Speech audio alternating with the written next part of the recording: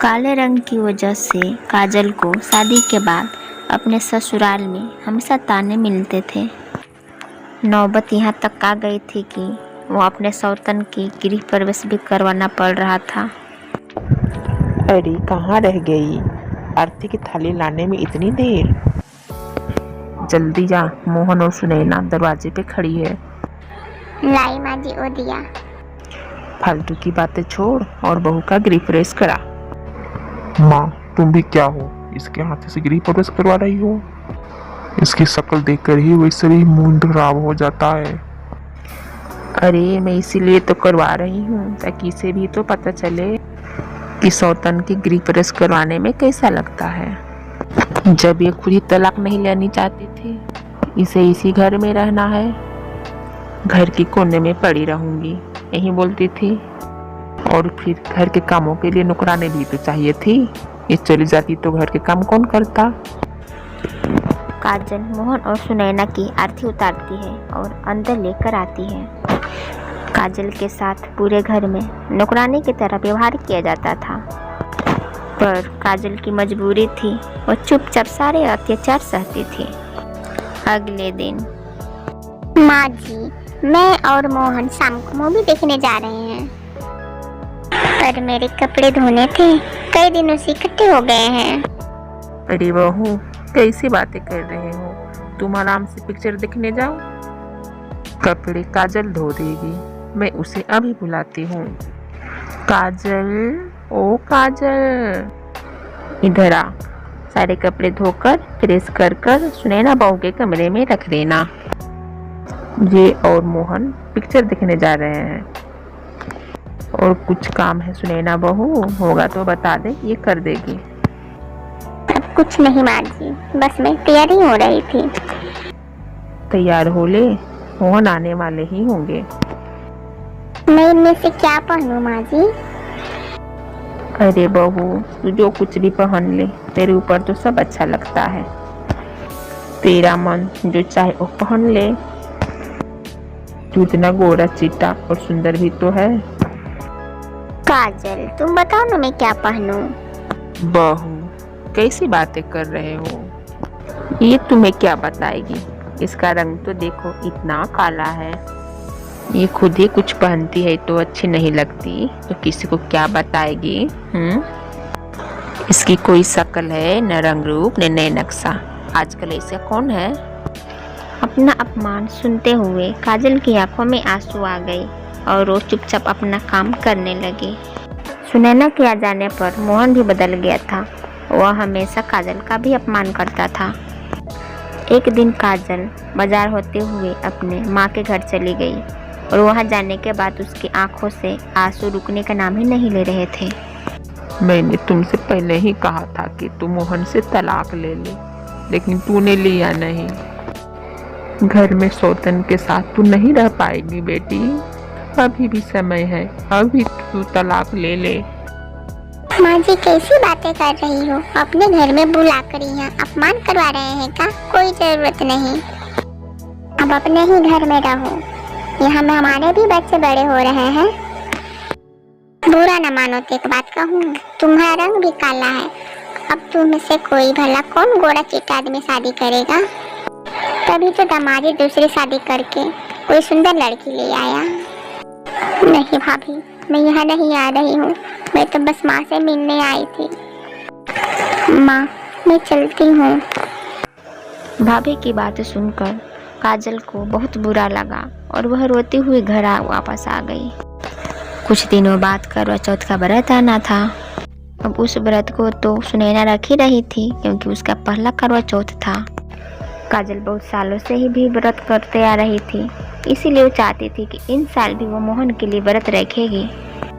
और काजल ने भी करवा चौथ का व्रत रखा, पर मोहन और उसके माँ दोनों सुनैना का ही महत्व दे रहे थे।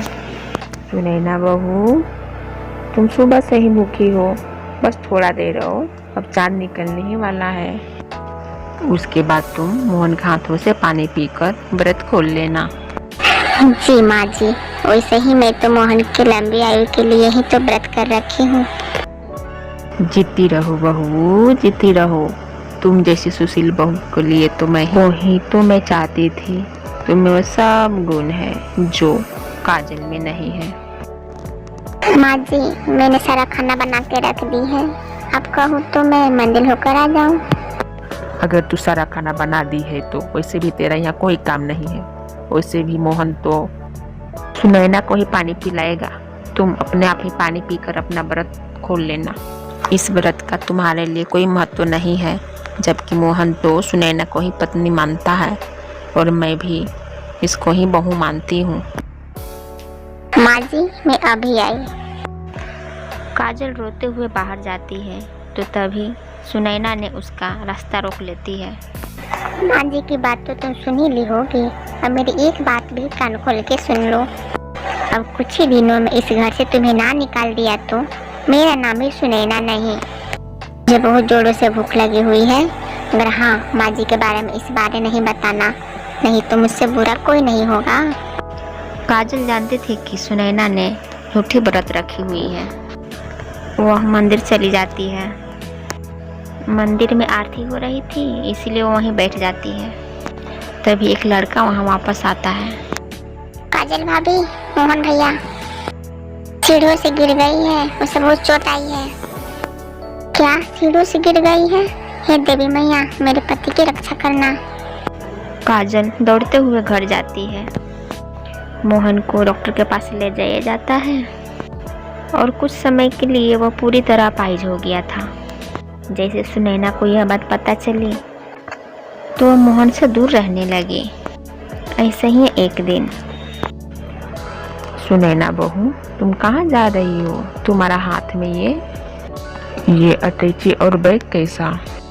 मैं घर जा रही हूँ। मुझे एक अपाहिज के साथ पूरी जिंदगी नहीं खराब करनी। मैं दिखने में सुंदर और जवान हूँ, मुझे तो बहुत लड़के मिल जाएंगे, पर ये एक अपाहिज के साथ रहकर मैं अपनी लाइफ थोड़ा खराब करूँगी।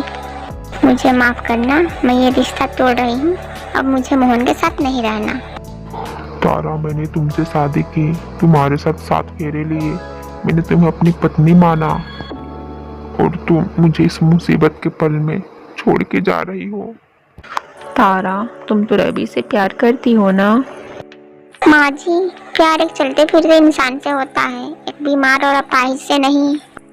मुझे माफ कर दो, मैं जा रही हूँ और तलाक का पेपर भी भिजवा दूंगी। सुनैना परेशानियों के बीच वहाँ से निकल जाती है, पर काजल अपने पति का सेवा करने लगती है।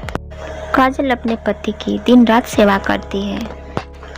ये देखकर मोहन और उसकी माँ बहुत शर्मिंदा होती है। जिस काजल को उन दोनों ने बहुत अपमान किया, यहाँ तक मोहन ने दूसरी शादी की। आज वही काजल मोहन की कितनी सेवा कर रही थी। काजल की मेहनत रंग लाती है और मोहन थोड़ा थोड़ा ठीक होने लगती है। जब ये बात सुनैना को पता चलती है तो वो वापस घर आ जाती है। आई एम सॉरी मोहन, मुझे माफ कर दो।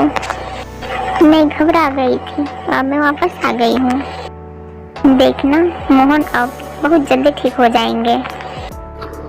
तुम ठीक कर रहे हो सुनैना, मैं बहुत जल्दी ठीक हो जाऊंगा, लेकिन तुम्हारे वजह से नहीं, अपनी पत्नी काजल की वजह से। निकल जाओ मेरे घर से और आज के बाद मेरे सामने भी नहीं आना। मैं तलाक का कागज तुम्हारे घर भिजवा दूंगा। मेरी पत्नी काजल है। मोहन ठीक कह रहा है, मेरी बहू काजल है, तुम नहीं। तू तो मतलबी इंसान है। मेरी बहू काजल है, तुम नहीं। मुसीबत के वक्त मेरी बेटी को छोड़ के गई। चली जा यहाँ से, दफा हो जा। सुना नहीं तुमने मोहन और माँ जी ने क्या कहा? Get out.